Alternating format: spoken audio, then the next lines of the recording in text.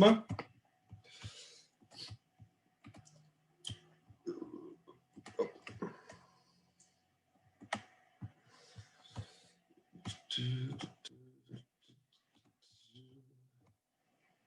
Pas bien long, petits ajustements, voilà. C'est parti.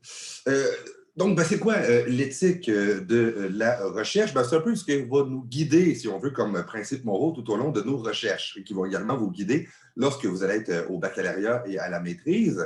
Vous allez faire des recherches, des expérimentations, mais il y a un ensemble de règles d'éthique qu'il faut suivre. On va regarder un peu d'où proviennent ces lois-là en abordant notamment quelques exemples qui ont fait école, si on veut, comme chose à ne pas faire lorsqu'il s'agit de l'éthique. Donc, deux grandes dimensions, le respect des personnes et également le respect de l'information. Donc, ce sont vraiment les deux grandes dimensions autour desquelles vont s'articuler la notion d'éthique en sciences humaines. Je voudrais vous parler un peu rapidement quand même, mais des trois grandes expériences, si on veut, qui sont souvent, si on veut, ramenées à l'avant lorsqu'il est question d'éthique. La première que vous voyez en haut à gauche, c'est l'étude de Milgram, que certains d'entre vous connaissez possiblement pour avoir fait des cours de psychologie, qui s'intéressait, celle-ci, au respect, si on veut, de l'autorité, au sens large, au conformisme à l'autorité. Celle en dessous, qui est celle de la prison de Stanford, elle s'intéressait encore une fois un peu respect de l'autorité, mais également à savoir si, lorsque je donne des rôles aux gens, des rôles sociaux, dans quelle mesure est-ce que les gens vont se conformer aux rôles qui leur sont donnés. Et ensuite, la troisième, c'est celle qu'on appelle l'expérience du petit Albert, au nom du petit enfant qui a fait l'expérience. Eh bien, c'est une expérience qui visait un peu comme avec le chien de Pavlov, à s'intéresser au conditionnement des humains. Donc, en gros, c'est quoi ces expériences-là? Eh bien, vous avez peut-être déjà entendu parler de Milgram. J'imagine que certains d'entre vous ont déjà eu des cours de psychologie. En gros, c'est une étude, je vais l'expliquer un peu rapidement, je vais tourner un peu les coins ronds, mais c'est un peu le principe. Donc, l'étude, qu'est-ce que c'est? C'est le respect de l'autorité. La question qui se posait pour les chercheurs, disons, des années 50, autour de ces années-là, ont été quand même confrontés à ce qui s'est passé lors de la Deuxième Guerre mondiale. Vous connaissez un peu votre histoire. En gros, comment est-ce que des individus absolument ordinaires, si on veut, notamment les Allemands dans les camps de concentration, les gardiens dans les camps de concentration, comment est-ce que des gens absolument ordinaires ont pu commettre des actes absolument extraordinaires? Extraordinaire, pas dans le sens positif, là, dans le sens de barbarie, eh bien, c'est un peu la question auquel se posent ces individus-là. En gros, est-ce qu'on est un monstre de naissance ou c'est essentiellement dû au contexte? Donc, c'est un peu ce à quoi va s'intéresser Milgram. Il fait un test. Le test, c'est officiellement du moins, il invite des participants. Les participants se font dire que c'est un test sur la mémoire. En gros, est-ce que les chocs électriques peuvent t'aider à retenir des mots? C'est à peu près cette logique-là qu'il a expliqué. On leur met si on veut, il y a des participants qui vont jouer le rôle des questionnaires et les autres participants vont jouer le rôle des questionnés. Les questionnés ont un ensemble de, j'ai oublié le terme, c'est un peu embêtant, mais des petits éléments de surface en fait, qui leur permettent d'avoir des chocs électriques. J'allais dire anodes, mais ce n'est peut-être pas nécessairement le bon terme. Donc, ont des petits capteurs qui vont leur envoyer des chocs électriques. Et ils sont dans une pièce à part et tu as le questionné qui, lui, a une liste de questions et a également une console qui va donner des chocs électriques. Les chocs électriques sont gradués. C'est écrit en dessous choc léger jusqu'à choc mortel en haut de son fameux panneau. Donc, le questionnaire va dire des séries de mots de mémoire. J'oublie un peu les détails, mais si vous voulez voir, ce n'est pas ça qui est important. Donne une série de mots, par exemple 4 mots. Et l'individu doit retenir lequel des mots était le plus important, ou je crois, ou réciter les 4 mots. Ce n'est pas vraiment ça qui est important. Donc, le questionnaire pose sa liste de mots à retenir. Et si le questionné se trompe, le questionnaire doit envoyer un choc électrique. Un petit choc au début, et plus l'expérience avance, plus les chocs sont assez puissants. Comme je vous disais, la personne le sait, qu'il y a comme une petite étiquette écrite à côté, choc léger jusqu'à choc mortel. Donc, l'individu, bien évidemment, comme vous le savez, j'imagine, comme vous le savez, parce que moi j'ai des problèmes de mémoire, c'est pour ça que je dis ça, des fois la mémoire est une faculté qui oublie et on sait aujourd'hui que les chocs électriques ne servent pas à grand-chose.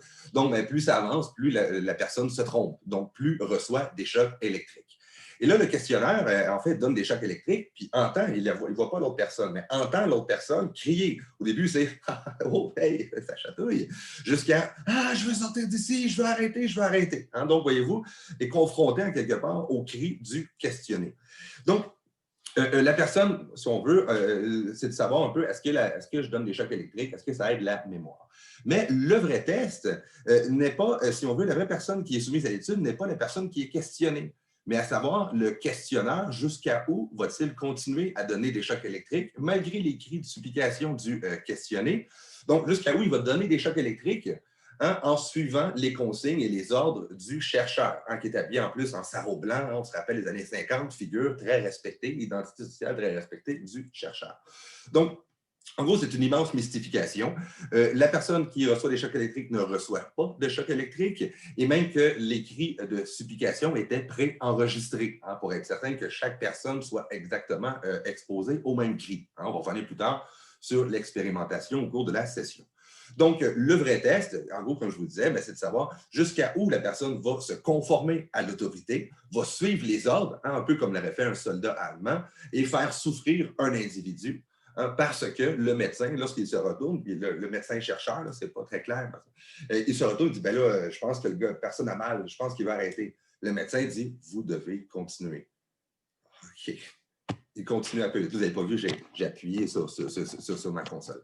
Donc, c'est un peu ça le test, c'est de savoir jusqu'à où la personne va se conformer.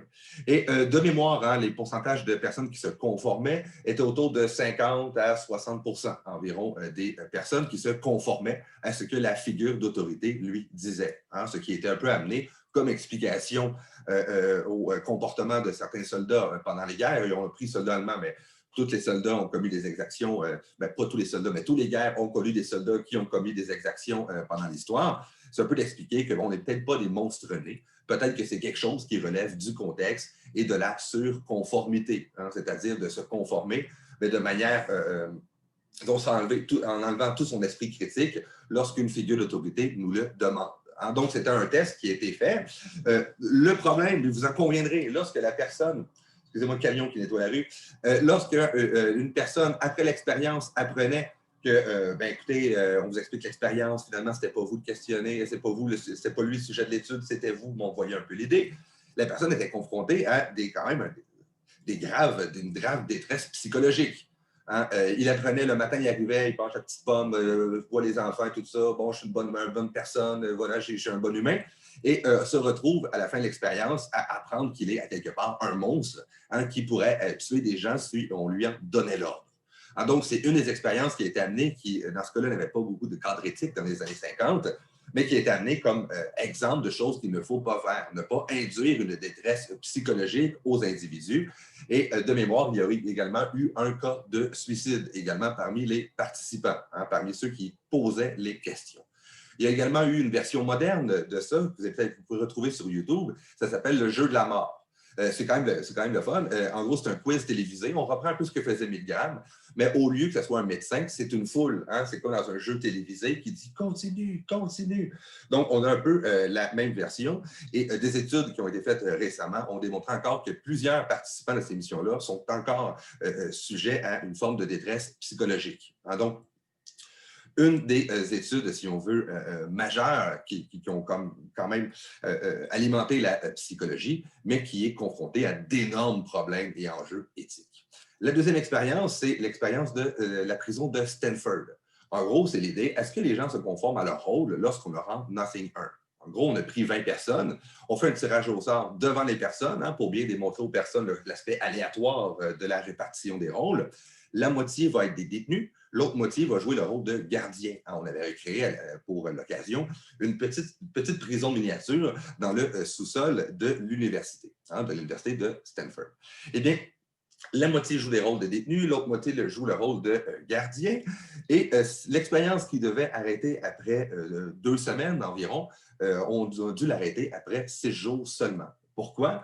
Bien, parce que les gardiens faisaient preuve d'actes de cruauté envers les détenus. Ils les obligeaient, par exemple, de se mettre nus, de se coucher par terre sans matelas nu sur le béton froid, vous pouvez imaginer. Également, privation de nourriture, torture également psychologique. Et également, ils étaient pires, les détenus, excusez-moi, les gardiens, lorsque, excusez-moi, pendant la nuit, parce qu'ils pensaient que les caméras étaient fermées. Donc, ils étaient encore pires dans leur exaction. Donc, on a arrêté l'expérience après 2 semaines.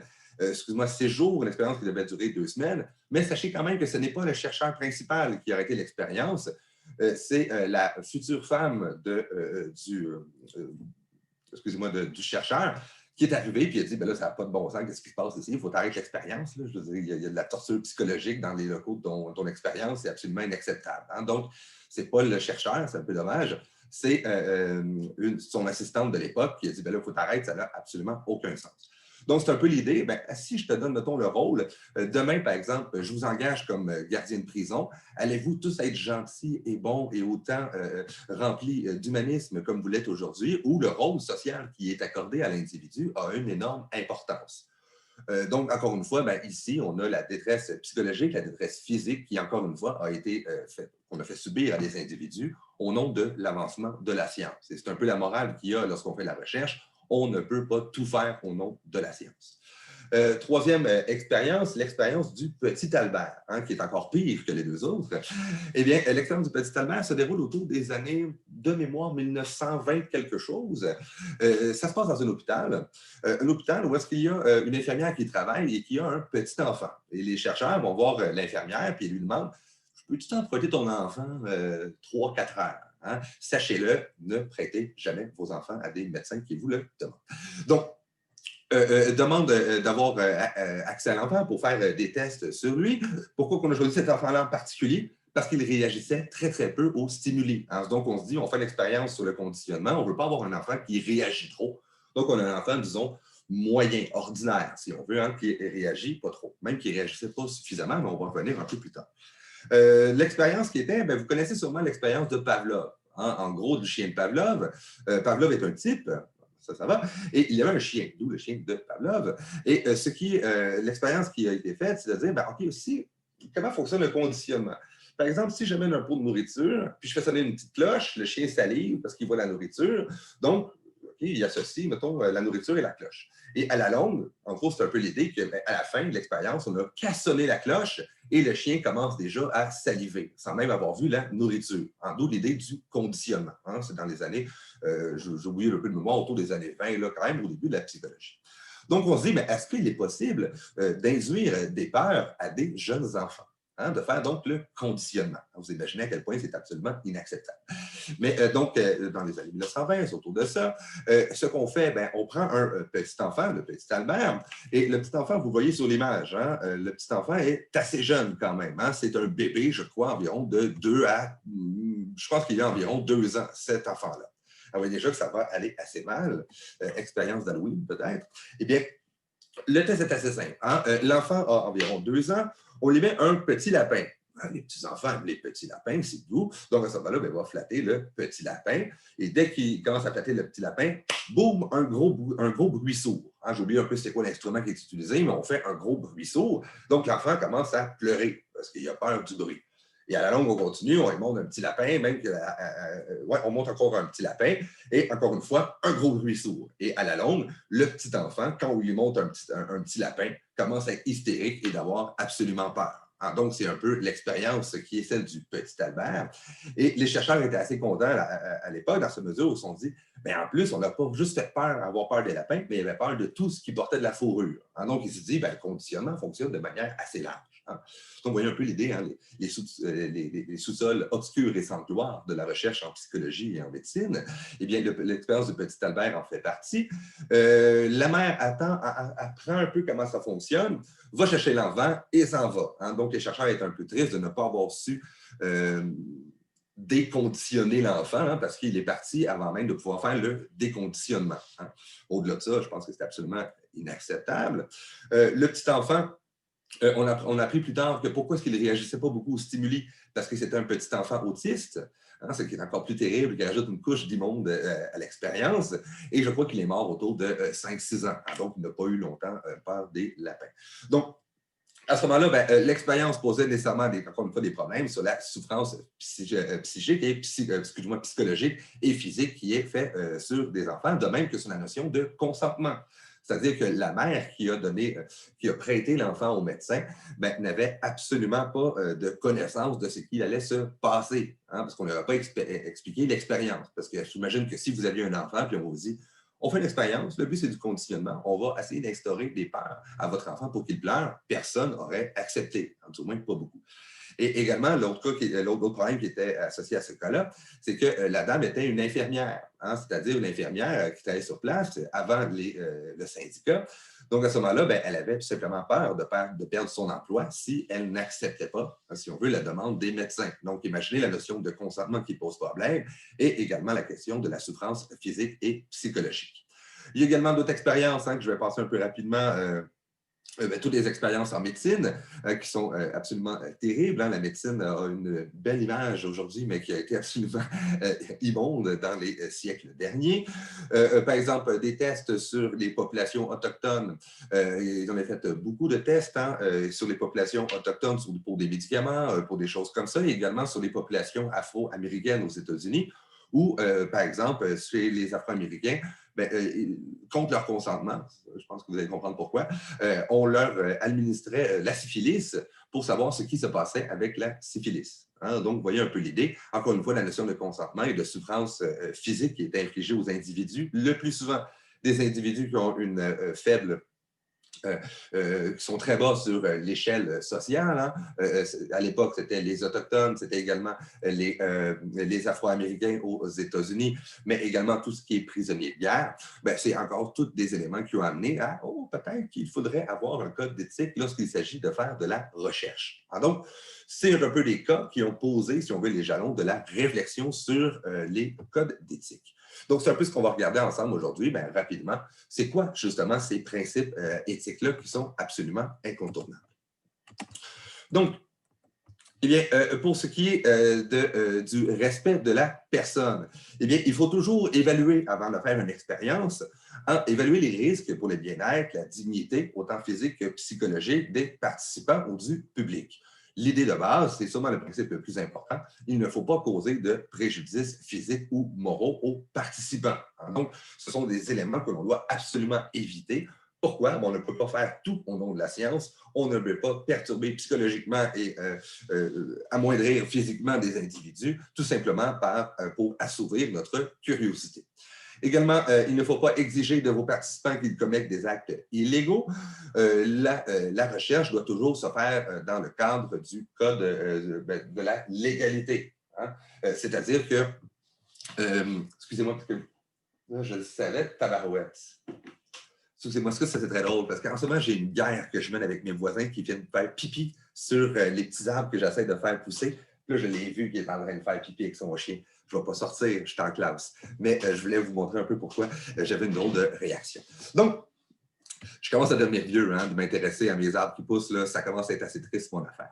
Donc, revenons un peu hein, sur le cadre légal. C'est un peu l'idée. Hein, vous ne pouvez pas faire une expérience en psychologie qui dit OK, je vais essayer de voir un peu comment est-ce que les gens vont s'y prendre pour commettre un crime, puis je vais les inciter à aller cambrioler un dépanneur.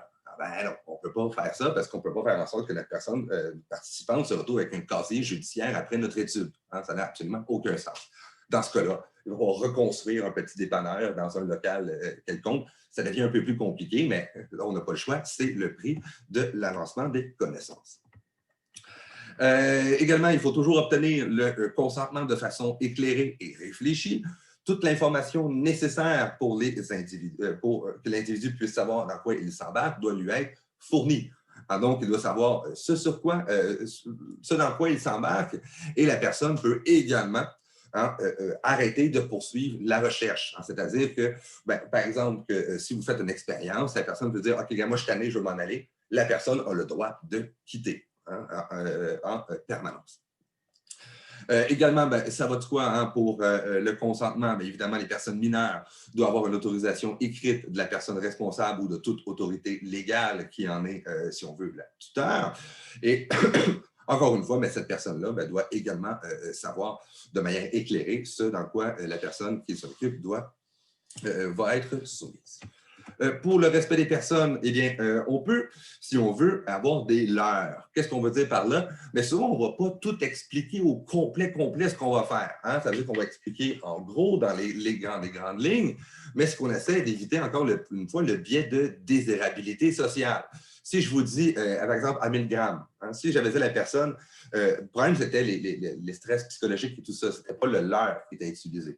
Donc, si j'avais dit à la personne, si j'avais dit à la personne, eh bien, vous allez donner des chocs électriques et tout ça, mais c'est des faux chocs électriques. Dans le fond, ben, c'est vous le sujet de l'expérience, ce n'est pas la personne qui reçoit les chocs. Ben, l'expérience n'a absolument aucun sens. La personne va arrêter au premier choc. Je refuse parce que je ne respecte pas l'autorité. Ben, évidemment, ça va de soi.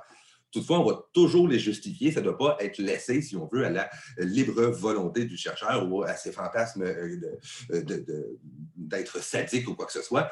Si on utilise des leurres pour leurrer les participants ou pour le bien fondé de l'étude, on doit absolument les justifier, ces fameux leurres-là. Également, excusez-moi, également, on ne doit pas utiliser ou abuser de son autorité. Encore une fois, l'expérience de 1000 grammes a été une excellente expérience. Hein, cette idée-là qu'on abusait de la figure sociale du médecin qui était respecté pour les obliger à rester et à continuer l'expérimentation. Le respect de la vie privée, eh bien, c'est un peu l'idée qu'on va toujours respecter hein, l'anonymat et la confidentialité des individus. Hein. Qu'est-ce que je veux dire par là? Eh bien, dans vos expériences, par exemple, vous allez faire des entrevues. Hein, c'est la prochaine étape que vous allez faire. Eh bien, on va assurer à l'individu qui va être participant l'anonymat et la confidentialité des données. En gros, c'est quoi? Eh bien, les données vont être détruites. Hein. Par exemple, vous allez faire une entrevue, vous allez enregistrer l'entrevue, vous allez supprimer le document à la fin de la session hein, pour dire, pour être certain que vous ne gardez pas plein de tapes compromettants sur des individus que vous pouvez sortir en permanence. C'est un peu l'idée, hein, c'est-à-dire qu'on va supprimer les documents et également, on va toujours s'assurer de l'anonymat des participants. Par exemple, vous allez faire une entrevue, vous allez faire un petit rapport d'entrevue, puis dans le rapport d'entrevue, vous n'allez pas me dire Roger Gallois dit que. Hein, on va dire le répondant 1 où vous allez lui trouver un joli surnom. Hein. Pourquoi? Ben, c'est un peu l'idée, c'est-à-dire que si vous participez à des recherches, vous ne voulez peut-être pas que tout le monde pense que vous tenez tel ou tel propos, que vous avez vécu telle ou telle situation. Également, parce que pour faire en sorte que les gens ne découvrent pas des choses sur vous, hein, d'une part, lorsqu'ils vont lire l'entrevue, hein, parce que ça peut être quand même particulièrement gênant.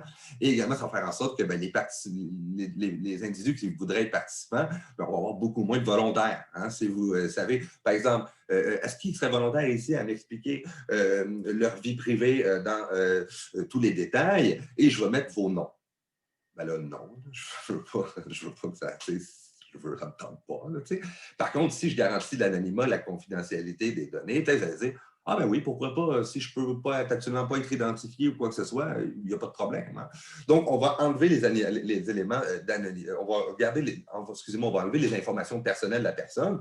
On peut les conserver, par exemple, hein, lorsque vous faites un questionnaire sociodémographique, vous avez ces données-là, mais il ne faut pas les publier, ces informations-là. Hein. Donc, le chercheur, par exemple, souvent va arriver dans vos entrevues, la personne, par exemple, va donner son nom. Vous allez demander à la personne, est-ce que vous voulez vous présenter brièvement? Salut, moi, mon nom, c'est Gaston Verrien. Et puis, la personne va parler. Vous allez tout simplement, là, je ne vais pas vous demander de la transcrire l'entrevue, hein, mais absolument, on fait des verbatims, on retranscrit les entrevues. On va enlever cette mention-là. Je m'appelle, en crochet, nom du répondant, et vous continuez comme ça. Donc, ça nous permet d'anonymiser les informations. Et également, s'il dit, si je suis pompiste au garage SO, coin telle rue, on va aussi gommer ces informations-là. On va dire qu'il est pompiste dans une station-service. Point. Hein, donc, à ce moment-là, on a quand même les informations pertinentes, mais on ne peut pas directement identifier la personne. Autre élément par rapport à la... excusez-moi, au respect des personnes, eh bien, souvent, on va utiliser des petites récompenses, hein, par exemple, un 20 $ pour la participation. Ça va de soi qu'on le donne de manière égale à tous les participants. Il Fournir aux participants les renseignements qu'ils vous demandent. Bien, un peu, c'est l'idée quand ils vont vous poser des questions. Bien, évidemment, on va leur répondre à ces individus-là. Hein, de manière typique, comment ça fonctionne? Eh bien, lorsque vous vous trouvez un répondant, la personne, vous allez peut-être parler avec elle au téléphone ou par courriel.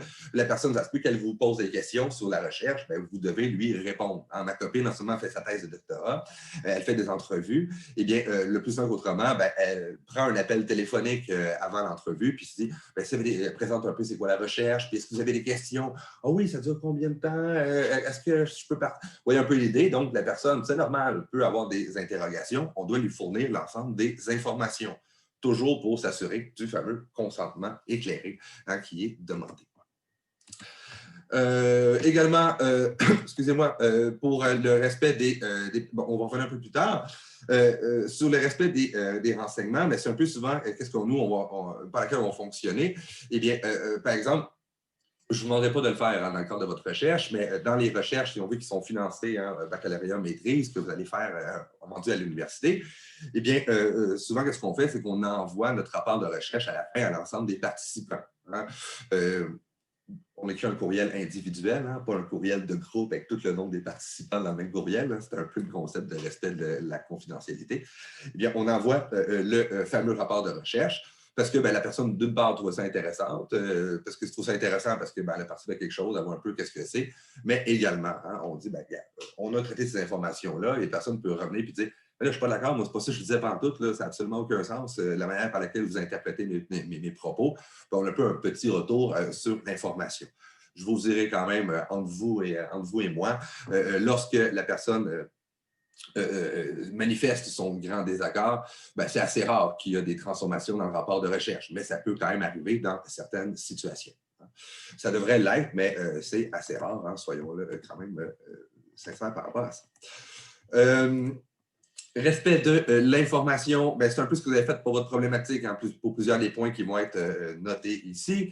La recherche, évidemment, doit poser sur des bases scientifiques solides, c'est-à-dire que nécessairement, ça doit être fondé sur quelque chose et vous devez respecter la propriété intellectuelle de ceux à qui vous empruntez les idées. Également, pour ce qui est du financement, le financement, il va y avoir des personnes qui vont financer votre recherche. Hein. Des fois, ça peut être des institutions, ça peut être des groupes de recherche tout simplement. Donc, on doit savoir qui finance votre recherche. Hein. Dans les années 60-70, il y avait des recherches qui étaient sur les effets négatifs de la cigarette, qui étaient financées par des cigarettiers. Ça n'apparaissait pas, évidemment, dans leur fameuse page de présentation. Puis on pensait que, la cigarette, ce n'est pas dangereux. Les médecins le disent. Hein, mais qu'est-ce qu'on ne savait pas, c'est que les médecins étaient financés par le lobby des cigarettiers. Donc, on doit toujours s'intéresser à qui finance la recherche parce que parfois, ça peut également orienter, évidemment, les résultats. Pour vous, vous n'allez peut-être pas avoir du financement pour, peut-être sûrement pas au bac parce qu'on ne fait pas vraiment de recherche, mais à la maîtrise, on fait de la recherche. Vous n'allez sûrement pas avoir de financement d'institutions privées, par exemple, mais qu'est-ce qui va arriver sûrement pour certains d'entre vous? Ça va être le CRSH et le FRQSC. Hein, CRSH, c'est le Fonds canadien de recherche en sciences humaines et le FRQSC, c'est son pendant québécois. Ce sont des organismes subventionnaires que l'on doit également mentionner. Hein, pourquoi? D'une part, pour dire qui nous finance, mais c'est également pour ces institutions-là, c'est une manière de rayonner. Parce que s'ils mettent s'ils financent des individus, c'est aussi parce qu'ils veulent voir leur nom apparaître à peu près partout lorsqu'on fait des conférences ou, encore une fois, qu'on écrit des articles. Hein, donc, on doit toujours écrire ces mentions-là.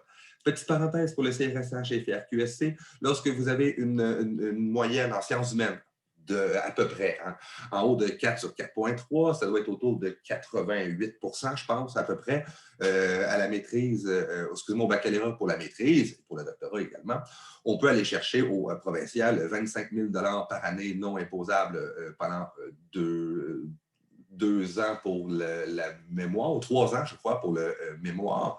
Et pour le CRSH, c'est 35 000 non imposables par année pendant 3 ans.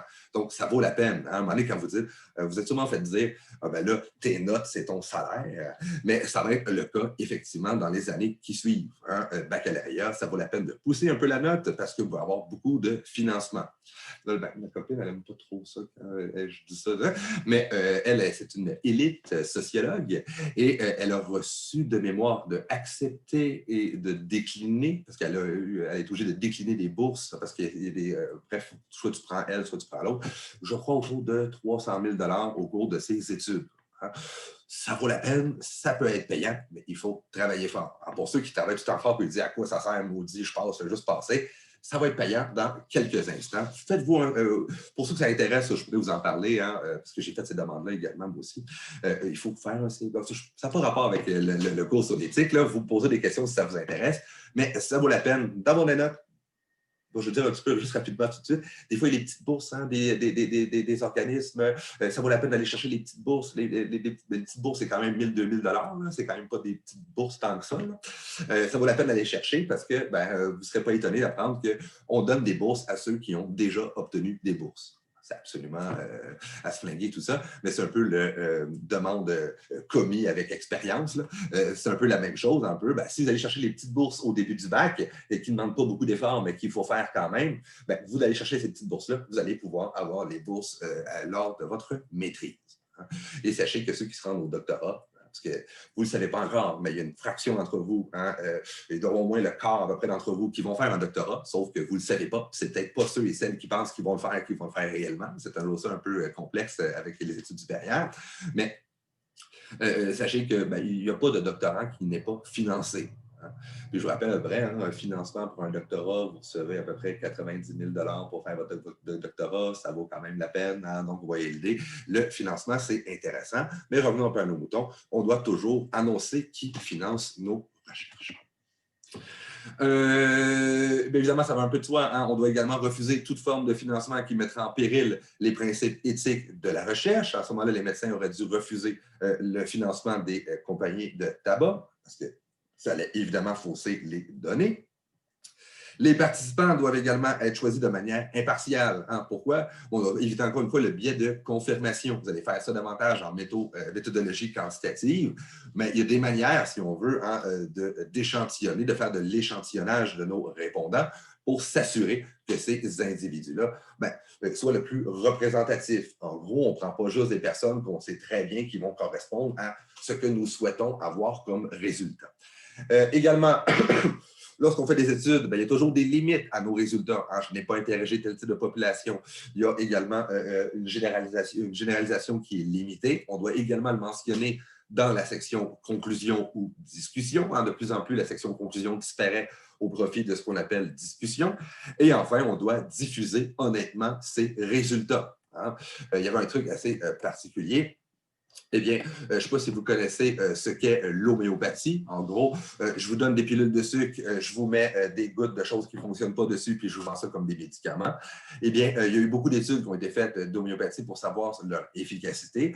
Et toutes celles qui ne disaient en gros que ça ne fonctionnait pas n'étaient tout simplement pas publiées. Hein. Qu'est-ce qui arrive? C'est qu'on a quelques recherches qui ont été publiées, qui démontrent que ça fonctionne essentiellement à cause des erreurs. Ça arrive des fois, des faux positifs, hein, ça arrive ces choses-là, des problèmes de méthodologie la plupart du temps. Donc, ça donne une fausse impression que ça marche, ces affaires-là, tout simplement parce qu'on ne diffusait que les recherches qui allaient dans le sens de ce que nous souhaitons avancer comme argument. Donc, on doit toujours diffuser ces résultats, même lorsque nos résultats vont à l'encontre de ce qu'on pensait au départ. Une recherche, une hypothèse qui est contredite n'est pas une mauvaise étude. Hein, ça veut dire que ça fait quand même avancer la science. Il faut s'enlever ça un peu de la tête que seules les recherches qui confirment les hypothèses doivent être publiées. C'est absolument faux. La science avance par essai-erreur. Hein, donc, par confirmation d'hypothèses et réfutation d'hypothèses. Donc, c'est un peu ce qu'il y avait à voir par rapport à l'éthique. Maintenant, on va s'intéresser un peu à l'entrevue, hein, qui est quand même le prochain travail que vous allez faire. C'est quoi l'entrevue? Comment ça marche? C'est un peu ce quoi on va. Je l'ai avec mes mots aujourd'hui, je suis un peu désolé. C'est vraiment ce qu'on va aborder dans quelques instants. L'entrevue, c'est une technique de recherche. L'objectif, c'est vraiment de recueillir des témoignages. Hein? C'est-à-dire que contrairement au questionnaire où est-ce qu'on allait avoir des réponses très, très courtes, oui, tout à fait, absolument d'accord. Ici, c'est vraiment véritablement l'idée d'avoir des longues réponses. En ce moment-là, on va utiliser essentiellement, on va revenir un peu plus tard, sur des questions qui sont ouvertes. Hein? C'est-à-dire, que pensez-vous des élections américaines? Hein. Mais là, la personne va s'exprimer. On ne va pas émettre déjà les réponses possibles, absolument intéressé jusqu'à absolument inintéressant. Donc, on va avoir vraiment l'idée d'avoir des témoignages, le plus souvent des sentiments, des attitudes, des croyances, des opinions sur un ensemble de sujets. Également, ce sont davantage pour des études qui sont descriptives et compréhensives. On ne peut pas justifier, bon, on pourrait, mais c'est vraiment tiré par les cheveux, des hypothèses par des entrevues, hein, des recherches donc explicatives. C'est véritablement des recherches descriptives et compréhensives qu'on utilise pour les entrevues. C'est un rapport qui est assez particulier dans la mesure où vous allez être confronté à un individu en face à face et vous allez également être confronté à ses réponses. Également, il peut y avoir certains malaises dans certaines situations. Donc, c'est un ensemble de situations. Vous allez être confronté à des situations dans lesquelles vous n'avez jamais été confronté lors des questionnaires. Questionnaire, vous ne l'avez pas fait, mais vous avez juste donné vos questionnaires. Tu me le renvoieras par la poste ou je vais aller chercher plus tard. Vous n'êtes pas confronté à l'individu. Les entrevues, vous allez faire des entrevues entre à peu près 15 à 30 minutes, hein, à peu près autour de ça, pour chacune des personnes ici dans le groupe. Vous allez faire une entrevue chacune.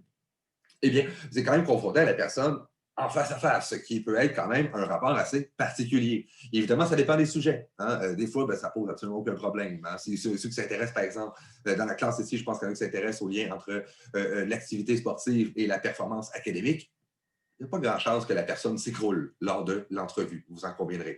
Par contre, moi, je m'intéressais, j'avais été rémunéré hein, pour faire une recherche sur la perception du vieillissement chez les hommes de 65 ans et plus. J'ai interrogé 24 personnes de 65 à 92 ans, mais surtout lorsqu'il y avait des questions sur un retour sur leur vie ou des choses comme ça, des fois, il y a des moments qui ont été difficiles que ces individus-là ont vécu. Donc, ça peut être particulièrement si on veut, difficile pour ces personnes-là. Il y en a environ, je pense, une dizaine dans mes répondants qui ont pleuré lors des entrevues. Hein. Ça peut être quand même, faut que tu puisses accepter hein, ces situations-là. Et également, ce qui est le plus difficile, c'est que, on va revenir un peu plus tard dans la technique d'entrevue, mais l'idée de l'entrevue, c'est il faut accepter que la personne pleure un peu devant. Il ne faut pas couper le flot de la parole de la personne. Hein, donc, il ne faut pas non plus intervenir et dire ah, qu'est-ce qu'il y a? OK, mais est-ce que tu es triste ou tout ça? Écoutez, la personne va dire si elle souhaite arrêter l'entrevue. Hein, on va lui dire au début. Mais le but, c'est quand même de la laisser pleurer un petit peu et de continuer l'entrevue. Hein, vous avez quand même le sentiment que vous êtes des monstres quand vous faites ça. Ce n'est pas toujours agréable. Mais c'est pour ça qu'on va revenir un peu plus tard. Après l'entrevue, on fait toujours un petit retour sur l'entrevue. Hein, si la personne veut parler un petit peu, on ne la laisse pas en plan avec ce qu'on pourrait avoir causé comme forme de malaise. Hein. Également, l'entrevue, c'est ça, il faut faire attention. Hein. L'entrevue, ce n'est pas... oui, j'ai un autre petit exemple aussi. C'est un peu d'autres questions que je posais. Dans mes entrevues, je leur posais la question, comment envisagez-vous la fin de votre vie? Si je vous dis ça à vous, vous dites, là, moi, je vais aller à l'université. Si vous avez 90 ans, vous n'avez peut-être pas la même réaction. C'est un peu ça l'idée. Ça veut dire que plusieurs de mes répondants étaient confrontés à l'imminence de leur propre mort. Hein? Donc, évidemment, ça peut causer certains malaises dans des interactions. C'est ça qui est particulier et d'intéressant également qu'on fait des entrevues. Inquiétez-vous pas. Tous ceux à qui j'ai fait des entrevues, quand j'ai quitté, ils étaient absolument contents, ils étaient absolument heureux d'avoir participé. Hein. On leur donnait également un lien, hein, un numéro de téléphone qu'ils pouvaient appeler tout le temps s'ils avaient besoin de soutien psychologique. Quand on ne fait pas juste, on finit l'entrevue. Ah, OK, j'ai mes informations, je m'en vais, terminer. On reste après la personne environ une vingtaine de minutes, on discute un peu avec elle et on lui donne également des ressources qui sont payées hein, par celle qui l'institution qui fait la recherche, hein, ce n'est pas aux frais de la personne, ça n'aurait pas de sens, mais on lui offre encore une fois un soutien psychologique en cas de problème. La grosse chose qu'il faut retenir pour une entrevue, c'est là, il faut ouvrir toutes vos oreilles, ce n'est pas une discussion. Hein? C'est-à-dire que, par exemple, sur une page de texte, là, si je vous demanderais de faire le verbatim, là, en gros, si vous avez, sur un 10 minutes d'entrevue, vous allez peut-être parler 1 minute 10, maximum. Hein? Gros max, même vous avez sûrement exagéré. Hein? Sûrement plus près d'un 30 secondes. L'entrevue idéale, c'est vous poser une question, la personne répond longuement. Si vous avez des éléments sur lesquels vous voulez revenir, vous notez sur une feuille. Quand la personne a fini de parler, vous dites « Ah, plutôt, vous avez dit cette situation-là. J'aimerais que vous, si vous êtes capable de m'en dire davantage, par exemple. » la personne va revenir. Il ne faut pas couper la personne. Ah, qu'est-ce que tu faisais par là? Vous allez noter ça sur une feuille. Le but, c'est d'avoir le plus long témoignage, qu'on ne coupe pas la parole de la personne, parce que la personne ne va pas donner toute l'information qui pourrait être pertinente à votre recherche si vous passez votre temps à l'interrompre. Donc, entrevue, ce n'est pas une entrevue comme on doit à la télé ou on entend à la radio. L'entrevue, c'est véritablement la parole au répondant ou à la répondante, et vous ne faites que poser vos questions et vos questions de relance. Vous les notez pendant que la personne parle, et ensuite, vous allez les poser lorsque la personne a fini. Des fois, c'est embêtant, hein, parce que des fois, je vais vous dire, parce que là, c'est pas super, on vous demande des petites entrevues, mais moi, des fois, c'était plate, puis c'était long. Hein, je vais vous dire la vérité. Là. Des fois, la personne dit, est-ce que vous pouvez vous présenter brièvement? Moi, je mets le mot brièvement, juste pour m'assurer que ça... des fois, j'avais une présentation de soi qui durait 10 minutes. 10 minutes à écouter quelqu'un, moi, je suis un petit peu TDAH, là, c'est difficile pour moi. Hein. Là, je suis comme, OK. Puis là, qu'est-ce qu'on fait? On fait des, OK, ouais. Puis on dit rien, on fait juste, on acquiesce, puis à n'importe quoi. Hein. Même si cette personne dit, je suis vraiment raciste. OK, ouais. Le but, c'est de pas, il ne faut pas que votre émotion transparaisse à vous pour ne pas orienter ce que la personne va dire. Donc, vous faites, ouais, OK. Moi, les femmes, je trouve vraiment que, ouais, c'est intéressant. Puis peut-être vous sortez de votre corps, là, pensez à d'autres choses, au pire des cas. Là. Mais notez à ce moment-là qu'est-ce que la personne dit qui vous intéresse pour pouvoir relancer, hein, pour pouvoir avoir des précisions par la suite. Mais on retient, l'entrevue n'est pas une discussion. Il faut vraiment retenir cet élément-là qui est absolument incontournable. Pour ce qui est de l'entrevue, c'est un peu l'idée. Hein? L'entrevue, donc, c'est un rapport interpersonnel qui est intense. L'entrevue n'est pas une discussion. Et enfin, deux petits mots en fait, pour retenir. Hein? On a donc le schéma d'entrevue, qui est un peu l'équivalent de votre questionnaire, mais avec des questions qui sont ouvertes, et le verbatim, hein, c'est ce sur quoi, en fond, c'est la retranscription mot à mot de votre entrevue. Et quand je dis mot à mot, je ne vais pas vous le faire faire parce que je suis gentil, parce que je ne veux pas vous torturer. Hein. Mais pour une entrevue d'environ, ma copine, c'est les gens qu'on commence à être plus loin à l'école, on commence à payer des gens pour faire les tâches ingrates, c'est quand même le fun.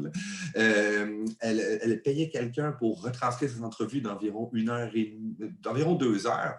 C'était environ 8 heures de transcription par entrevue. 8 à 10 heures. Donc, je vous évite d'avoir à faire les verbatims, mais je vais quand même vous dire vite, c'est quoi un verbatim? Un verbatim, c'est la retranscription textuelle avec les « ouais, tu sais, mais moi, je veux dire que… » Il faut que ça soit écrit « ouais, tu sais, mais moi, je veux dire que… » C'est vraiment mot à mot. Il n'y a pas de reformulation dans le verbatim.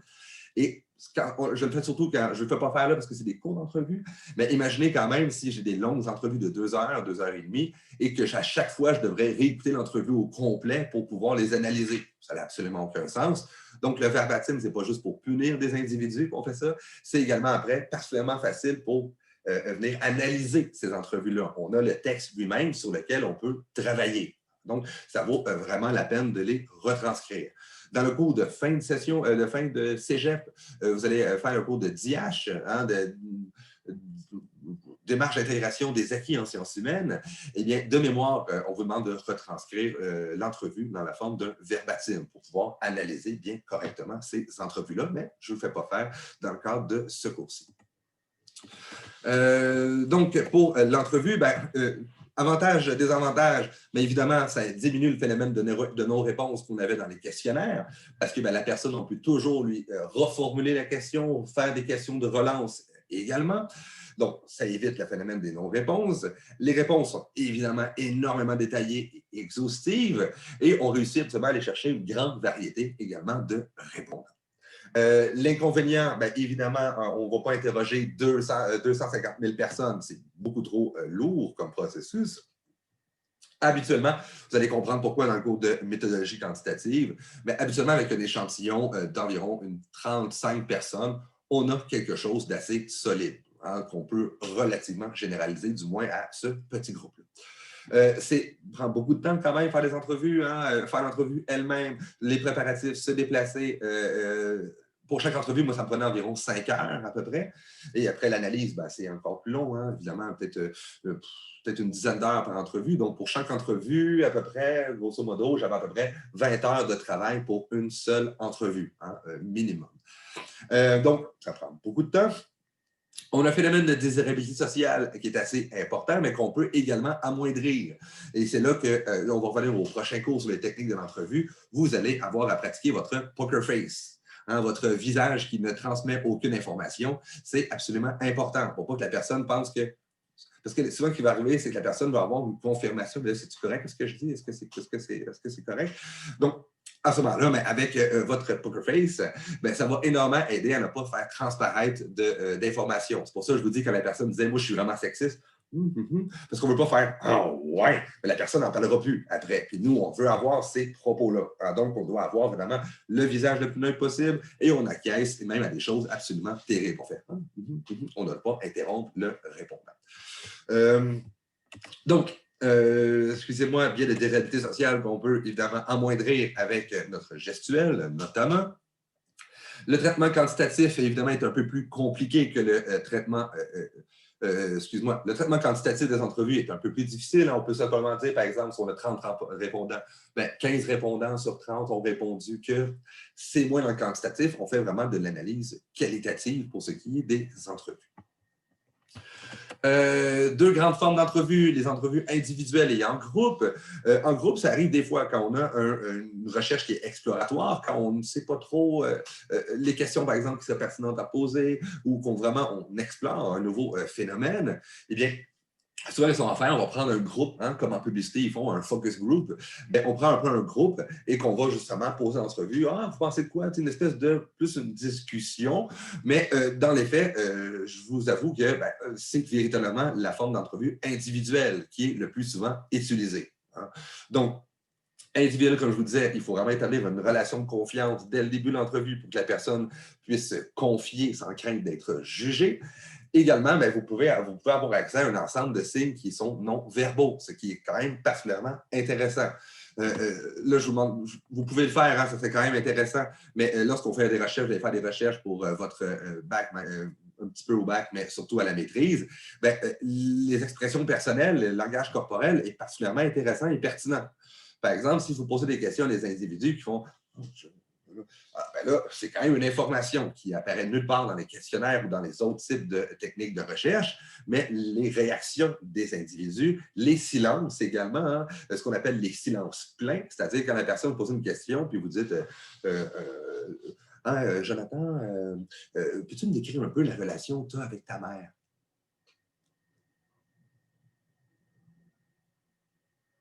Ben, c'est sûr que ce moment-là d'hésitation et de grand malaise et de silence veut dire quelque chose. Hein? Je vous assurer que ça va très bien avec ma maman, mais c'est un exemple. Mais on voit un peu l'idée, hein? C'est-à-dire comment est-ce que la gestuelle, les messages non verbaux ont également une valeur. Hein? Également, c'est là quand on fait un verbatim, on met un crochet long silence, par exemple. Donc, au moins, on se rappelle qu'il y avait eu quelque chose à ce niveau-là. Hein? Mais ça peut être également énormément d'informations, si on veut, qui sont très pertinente pour l'analyse. Donc, individuel, et on retient donc ces entrevues individuelles qui sont les plus fréquentes. Trois grands types d'entrevues, les entrevues structurées, semi-structurées et non structurées. Nous, on va faire des entrevues semi-structurées. Hein, je vais expliquer rapidement les deux autres, mais en abordant davantage la semi-structurée. L'entrevue non structurée, c'est celle qu'on fait justement le plus souvent en groupe pour des recherches exploratoires. En gros, on a quelques lignes directrices, mais c'est vraiment laisser la personne, si on veut. Le groupe, hein, le plus souvent, c'est en groupe qu'on va fonctionner de cette manière-là, mais de manière individuelle, des fois également.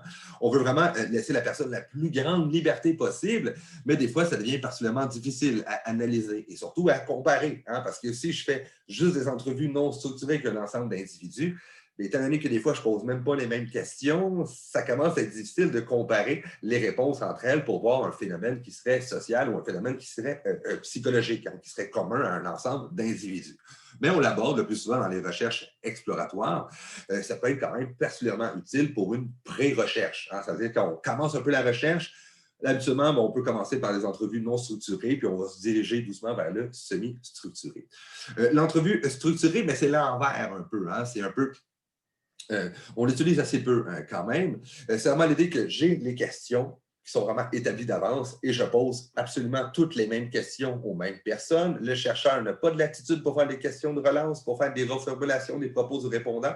C'est vraiment l'idée très laboratoire, hein, très positiviste comme biais même, je dirais. C'est vraiment l'idée que la connaissance n'est accessible que si tous les participants ont été soumis exactement aux mêmes situations. ce qui est compréhensible, mais pour ce qui est d'entrevue, c'est beaucoup moins pertinent. Hein? Donc, c'est quand même l'idée. J'ai un schéma d'entrevue et le schéma d'entrevue est exactement le même pour l'ensemble des individus. Le semi-structuré, c'est celui qui est le plus souvent utilisé.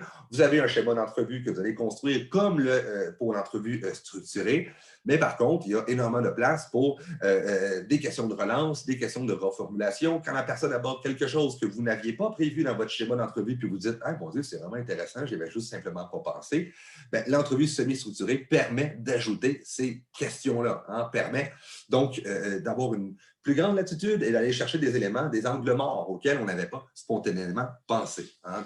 Donc, l'entrevue semi-structurée, comparativement par exemple à la structurée, vous permet dans certaines situations de ne pas poser certaines questions. Par exemple, la question a déjà été abordée un peu plus tôt. Hein. Il y a des personnes, certains d'entre vous vont être confrontés à des personnes très verbomoteurs, je suis vraiment nul, je suis très fatigué, excusez-moi. Donc, il y a des personnes qui répondent en une question, toutes vos questions. C'est un peu embêtant, hein, des fois. Vous pouvez vous présenter brièvement, puis là, les personnes se présentent, puis tout ça. Puis moi, à l'école, ça m'a aidé le sport. Puis c'est comme, oh, c'est ma question neuve, c'est un peu embêtant. Si la personne a répondu d'avance, vous n'avez pas à lui reposer la question, sauf peut-être pour repréciser un peu ce qu'elle veut dire par là.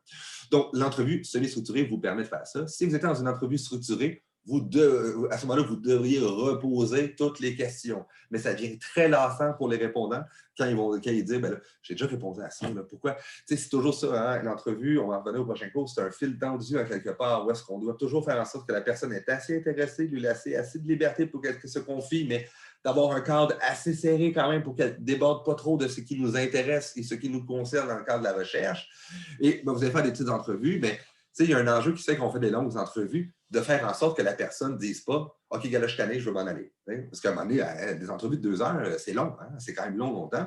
Donc, c'est justement d'éviter de poser des questions que la personne a déjà répondu, parce que la personne fait « j'ai déjà répondu à ça », puis on voit son intérêt envers sa participation descendre assez rapidement dans les derniers temps de l'entrevue. Donc, c'est vraiment un jeu, si on veut, d'ajustement permanent, les entrevues semi-structurées. Surtout les longues, hein, évidemment. Ça, c'est un peu l'idée. Revenons directement plus sur ce qui va être votre travail. Mais je vais vous demander de faire un schéma d'entrevue. Hein? Le schéma, ça va ressembler énormément à votre schéma du questionnaire. Mais le type de question, évidemment, va changer. Ce n'est pas des questions fermées, ce n'est uniquement que des questions ouvertes. Donc, vous avez déjà fait une analyse conceptuelle. Je veux, en fait, on va quand même organiser de la même manière. Des questions sur la personne elle-même, sur votre répondant, et les 2 autres dimensions, qui est celle de votre recherche. Donc, les dimensions et les indicateurs doivent être abordés par vos questions. Également, organiser encore une fois votre schéma, hein, comme on avait un peu dit lors du questionnaire, mais essayez d'avoir une certaine cohérence. Hein, ça vient assez mélangeant à la personne. Si on lui pose des questions sur, par exemple, l'effet du sport sur son activité physique, donc on n'a pas encore demandé s'il faisait quel sport et quel type d'activité il faisait, ça devient un peu difficile à suivre. Donc, organisez vos questions. Les questions doivent également être claires. Ça va de soi, éviter les termes polysémiques. On va essayer d'éviter que vous ayez à faire toujours des reformulations à chaque fois que vous posez des questions. Également, les questions doivent avoir juste une question par question. On ne doit pas avoir des questions qui sont multiples, avoir plusieurs questions dans la même question. On va utiliser à ce moment-là, on va faire dans quelques instants, des sous-questions, des questions en fait, qui vont préciser la question principale. Phrase de transition, ça vous le savez, c'est exactement la même chose que lors du schéma du guide d'entrevue. On retient l'idée que les questions doivent être ouvertes. C'est des questions qui ne doivent pas se répondre par oui ou par non. Par exemple, la question, excuse-moi, j'ai mis un exemple ici, est-ce que la politique vous intéresse? Oui. OK, là, c'est fini. On va privilégier, par exemple, que pensez-vous de la politique? La même chose, par exemple, consommez-vous de l'alcool dans les bars? Oui. Dans quel lieu consommez-vous de l'alcool? Là, moi, je consomme à telle place, à telle place. Donc, on a des questions beaucoup plus ouvertes qui nous donnent énormément d'informations. Si vous n'avez pas le choix, des fois, c'est difficile de poser une question qui ne se répond pas par oui ou par non, vous mettez toujours un lequel. Si oui, lequel. Si oui, pourquoi? Pour que la personne va véritablement, si on veut, préciser, va élaborer sur sa question. mais je veux quand même avoir une majorité de questions qui sont ouvertes. Dans certaines situations, vous pouvez mettre un « si oui, pourquoi », mais quand même, ne mettez pas dans votre schéma que des questions fermées avec un « si oui, pourquoi », ça ne fonctionnera pas. Hein. Par exemple, est-ce qu'un événement particulier est à l'origine des manifestations de votre anxiété? Lequel? La personne va dire « Ah oui, mais je suis allé à telle place. » Donc, on voit un peu que la personne va quand même élaborer. Mais j'ai essayé de réfléchir à la manière par laquelle la poser de manière ouverte. J'avais un peu de difficulté. Donc, à ce moment-là, une question fermée, mais avec un élément de précision. On essaie d'éviter évidemment les questions trop larges. En gros, et je vous le dis tout de suite, vous ne pouvez pas poser dans une de vos questions d'entrevue la question de votre question générale de recherche. Hein? C'est quoi l'effet du sport sur tes performances académiques? Ben, ça ne fonctionne pas, c'est beaucoup trop large. Donc, on va avoir des questions qui vont être un peu plus précises. Hein? Par exemple, mais quel est l'effet du vieillissement sur la manière de vous percevoir? Là, c'est large comme question. Ben là, je ne sais pas, quand tu on va avoir des questions un peu plus intéressantes. Ce n'est pas des sous-questions, hein, c'est des meilleures formulations de cette question-là. À partir de quel moment est-ce que l'on est vieux? Hein, la personne me disait, par exemple, dans mes entrevues, des entrevues, ben, c'est sûr, quand tu reçois ton chèque de 65 ans de vieillesse, tu commences à réaliser que tu es vieux, mais également, quand les autres vous voient tout le temps, puis quand, vous voyez un peu l'idée. Hein, donc, la personne va élaborer un peu à ce moment-là. Quels sont les aspects positifs associés au vieillissement? Quels sont les aspects négatifs associés au vieillissement? Quels sont les stéréotypes associés aux personnes âgées? Et que pensez-vous de ces stéréotypes-là? Hein, par exemple, ce sont des questions qui nous permettent de répondre à la question qui était la nôtre, qui est celle générale de recherche. Quel est l'effet du vieillissement sur la manière de vous percevoir? Dans ce qu'ici, bon, avec ces formulations-là, hein, qui sont beaucoup plus précises, on a véritablement de meilleurs éléments d'information parce que la personne a de la difficulté, évidemment, à répondre à des questions particulièrement larges. Les questions ne doivent pas être orientées. C'est-à-dire qu'on ne doit pas avoir la réponse à l'intérieur de la question. Hein, ne pas orienter, évidemment, la réponse par une question qui est orientée. Le travail du sexe est une activité immorale. Pensez-vous qu'il devrait quand même être légalisé? Tu orientes quand même un petit peu la réaction des individus. Également, ben, vos questions, vous allez poser des questions, mais tu sais, des fois, c'est une question, mais vous allez avoir des éléments un peu plus précis qui vous intéressent, mais vous n'allez pas tout mettre ça dans l'ensemble de votre question. Ben, à ce moment-là, on va utiliser des sous-questions. Donc, je veux pour chacune de vos questions, il y a des sous-questions. Hein, c'est-à-dire, quelles sont les répercussions du temps consacré à votre pratique sportive sur le temps que vous consacrez à vos études? Plus ou moins bien formulé, mais vous comprenez quand même l'esprit.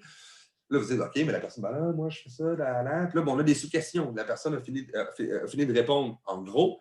OK, mais sur le temps consacré à vos lectures, par exemple, sur le temps que tu consacres à tes travaux, tu as des questions qui vont venir vraiment préciser ce qui m'intéressait véritablement à l'intérieur de cette question-là. Hein? Donc, je ne veux pas pour ces sous-questions-là que vous en faites des questions, si on veut, une des questions de questionnaire. Ce sont véritablement des sous-questions, des sous-questions qui viennent préciser une question un peu plus large. Donc, je ne vais pas faire dans votre entrevue, OK, mais je vais faire une question sur le temps consacré aux lectures, une question sur le temps consacré aux travaux, l'autre sur le temps consacré à l'étude pour vos examens. Non.